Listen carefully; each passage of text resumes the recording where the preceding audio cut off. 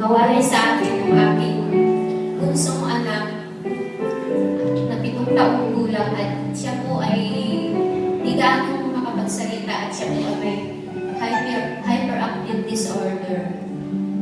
Yung mga panahon na wala siya sa akin, naging miserable po ang naging buhay ko. Nagawa ko pong sumbatan ng Panginoon at bakit hindi niya dinidinig ang aking mga dasal para makita ang aking anak.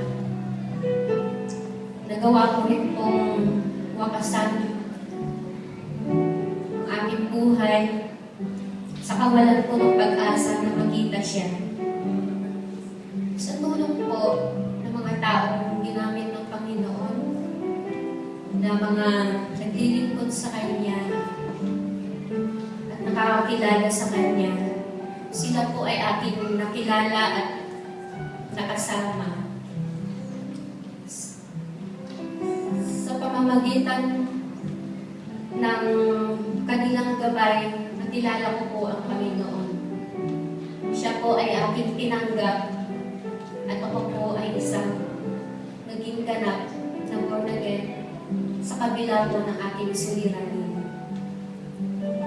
Ipinaubaya ko na po lahat-lahat sa Panginoon.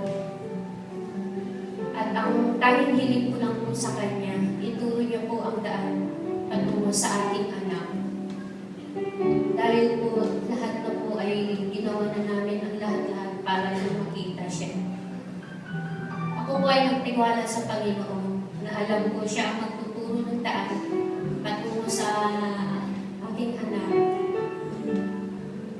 At dininig niya naman po ang aking dasal. February 9 po, nawala pong kahit anong impormasyon o tumawag sa amin.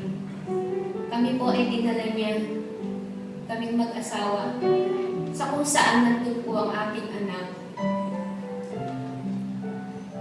Tunay nga po, walang imposible sa Panginoon. At ang lahat po nangyari sa akin ay himala na ginawa ng Panginoon sa akin.